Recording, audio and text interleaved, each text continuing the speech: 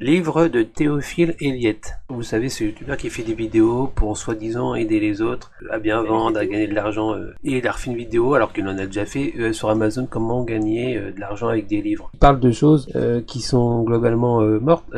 C'est archi connu. Alors il dit que c'est un best-seller, son livre. Donc je l'ai trouvé. 445 évaluations. On va aller sur une étoile. Alors bien sûr, quand je vois ça, moi quelque part ça me fait plaisir parce que je me dis ça confirme que sans doute son livre il est bidon.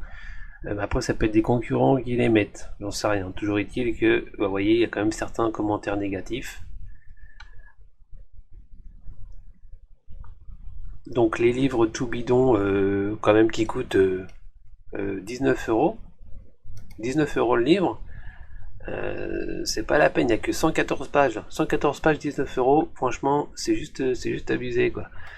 Alors bien sûr, lui je peux pas mettre des commentaires sur sa chaîne, hein. Comme j'ai déjà dit dans une autre vidéo, il m'a censuré, bien évidemment. Alors évidemment, après, tous ceux qui commentent, c'est forcément des gens, souvent, soit c'est des comptes secondaires qu'il a créés, parce qu'on peut en créer une infinité de comptes sur YouTube, soit c'est des complices. Il y a peut-être des vrais commentaires, hein, mais ce qui est sûr, c'est que les commentaires négatifs, il les dégage. Alors il en laisse quelques-uns pour faire style, bah non, vous voyez bien, je les laisse. Moi, je sais qui m'a censuré. Donc vous faites pas trop voir, vous pouvez écouter. C'est intéressant d'écouter ce qu'il dit parce que finalement, ça montre un peu le marketing ou le système qu'il y avait avant pour se faire de l'argent qui marchait. Beaucoup de choses ne marchent plus, dans de rares cas. On peut toujours, après, en fait, la réalité, c'est qu'avec ficelant bien les choses, on peut arriver à vendre encore des livres. Enfin, je pense que c'est compliqué. Pourquoi c'est compliqué que je dis ? C'est pas comme si j'avais jamais fait un peu d'expérience. Il y a environ, c'était quand il y a 1 an, j'avais essayé de faire, pour voir ce que ça valait, leur truc bidon, quelques carnets. Alors j'ai pris quoi comme exemple? J'ai pris un moment un carnet pour noter différentes infos pour les gens. Bah déjà Amazon, ils mettent beaucoup de temps, ils mettent plusieurs jours avant de valider votre carnet. Puis au bout de 4-5 jours, ils vous disent ah bah au niveau de la marge, il y a un truc qui est pas bon. Donc il faut refaire la modification. Et ça redemande 4-5 jours déjà, donc c'est une étape qui est très très chiante. Finalement j'avais réussi, mon carnet était en ligne. J'ai d'autres idées de carnet. Je les ferai peut-être quand j'aurai le temps. Et qu'est-ce que je voulais dire? Et puis un beau jour, je reçois un mail de KDP Amazon qui me dit votre carnet est plus bon. Il sort de la vente sans trop comprendre pourquoi. Alors je crois qu'il m'avait dit qu'il y avait un problème de marge encore, il se réveille 6 mois après en disant qu'il y a un problème de marge.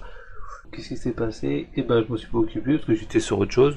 Du coup ils l'ont viré. Donc peut-être que si et je crois que même qu'ils disent si vous vous en occupez pas, il sera définitivement retiré de la vente. Mais donc voilà, c'est pas comme si j'en avais jamais fait. Donc c'est des choses qui marchent plus. Petit complément sur sa vidéo là en question là. J'ai mis un commentaire à la fin ici. Je me connecte avec un autre compte. On descend. Vous voyez, c'est plus le même compte ici. Et là, on vérifie et mon commentaire n'est plus disponible. Quand je vous dis qu'il censure, il censure. Hein. Et le pire, c'est qu'on croit, ça c'est de la censure silencieuse, et c'est ce que je dénonce sur ma chaîne depuis bientôt 2 ans, c'est qu'il y en a plein de youtubeurs qui essayent de vendre des trucs, ou ceux qui veulent, ou même pas forcément qui vendent, même il y en a qui vendent rien, mais qui présentent des choses.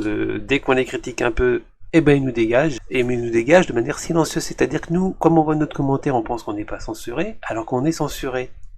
Et ça c'est juste vraiment salaud de faire ça.